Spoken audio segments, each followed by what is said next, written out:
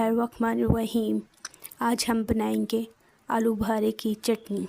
हम चटनी पे जाने से पहले आप बेल आइकन को क्लिक कर लें और चैनल को सब्सक्राइब कर लें ताकि आने वाले मज़ीद अच्छी वीडियोस आप तक इजीली पहुंच सकें। चले अब हम चलते हैं अपनी रेसिपी की तरफ। हमने आलू बुखारा लेना है। आलू बुखारा आप 1 kg 2 kg अपने हिसाब से ले सकते हैं। उसमें हम चीनी ऐड कर देंगे।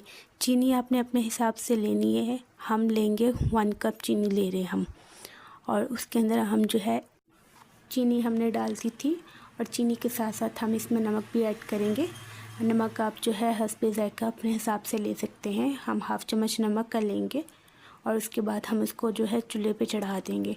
फ्लेम आपने बिल्कुल लो रखना है, हाई फ्लेम पे इसको नहीं पकाएंगे, और उस टाइम तक हम इसको पकाएंगे जब तक आलू बुखारा जो है वो बिल्कुल नरम नहीं हो जाता। उसके बाद हम जूसर ले लेंगे। आपने क्या करना है, जग में डाल देना है।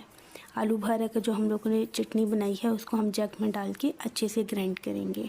इस टाइम पे आके आप इसमें चीनी और नमक चेक कर सकते हैं। अगर आपको लगता है इसमें चीनी कम है तो आप चीनी जो है वो और डाल सकते हैं, ताकि वो अच्छी तरह ग्राइंड हो जाए और इसमें मिक्स हो जाए। ये हम लोगों ने ग्राइंड चला दिया। हमारा जो ग्राइंडर था अच्छी तरह इसने मिक्स कर दिया, और ये देखें चटनी आपके सामने है। ये अच्छी तरह थिक हो गई है। इसको हम और मज़ीद पकाएंगे। आपने जब भी ग्राइंड करते हैं तो जग को अच्छी तरह साफ़ करें। अगर आपको लगता है जग में अभी भी कुछ लगा हुआ है तो उसमें पानी डाल के अच्छे से उसको जो है वो साफ़ कर लीजिए। ये अब हम इसके अंदर जो है चमचा हिलाते रहेंगे। मैक्सिमम आपने 20 to 15 मिनट्स जो है इसके अंदर इसी तरह चमचा हिलाते रहना है, और बिल्कुल लो फ्लेम पे हमने इसको पकाना है। ये देखें हमारी चटनी काफ़ी हद तक जो है वो रेडी हो गई है।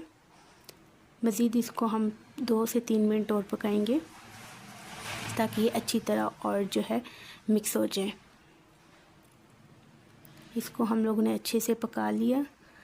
ये देखें हमारी फाइनल लुक ये रेडी हो गई है। इसको हम जो है किसी और बर्तन में निकाल लेंगे और इसको हम ठंडा कर लेंगे।